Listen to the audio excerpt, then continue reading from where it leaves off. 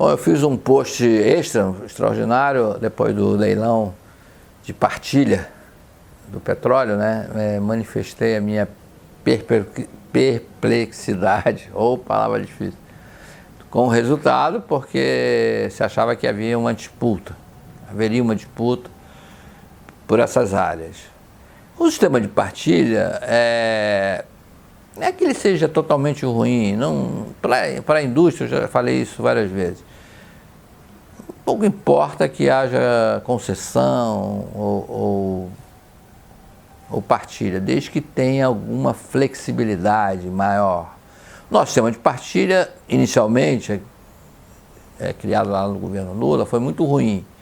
Depois o senador Serra conseguiu aprovar no Congresso uma melhora, ainda não é o ideal, mas também não acho que seja um obstáculo em si para que grandes empresas, companhias de petróleo invistam no pré-sal aqui.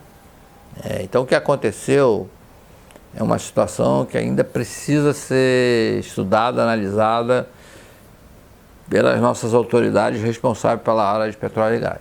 Acho que a Petrobras criou uma estratégia, eu já falei isso até, que afastava os concorrentes, porque ela tinha interesse em algumas áreas, e ela queria ficar sozinha e pagando o mínimo possível por ela. Foi o que aconteceu. Nesse momento, o governo e Petrobras estavam em campos opostos. O governo queria arrecadar o máximo e a Petrobras queria pagar o mínimo por essas áreas.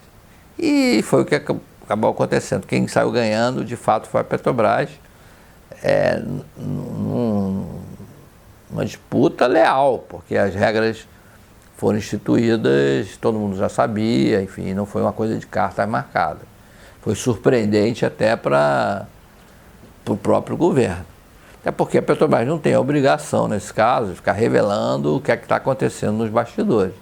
Ela é uma empresa, ela é uma empresa em que o governo é o maior acionista, mas não é o único dono. Ela tem responsabilidades, ela tem que ter regras de transparência, compliance, e ela criou uma estratégia que ela manteve em segredo.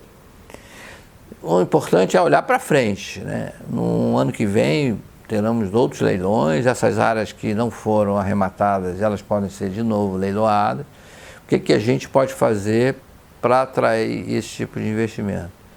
O setor de petróleo ainda tem uma sobrevida de uns 50 anos, na minha opinião.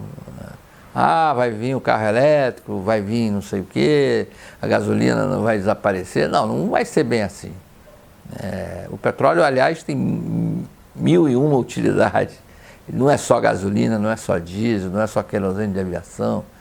Ele também é matéria-prima, insumo, para uma cadeia enorme de produtos, seja na área petroquímica, na área de medicamentos, enfim. Se a gente for listar o que o petróleo serve depois de manufaturado, depois de processado, vou ficar aqui horas falando. Mas as oportunidades no mundo, né, não existem só no Brasil. A gente vê agora, por exemplo, a Arábia Saudita vai abrir o capital da sua maior companhia de petróleo. Essa companhia, o valor dela é maior que o PIB brasileiro, tamanho gigante dessa empresa, a empresa Saudi Aramco. Então, parar um pouco essa história de que o mundo está de olho no nosso petróleo, na nossa riqueza, para nos roubar, e ser uma coisa mais pragmática, mais realista, fazer com que essa indústria traga mais riqueza para o Brasil, né, gere mais renda e seja uma alavanca para o nosso desenvolvimento.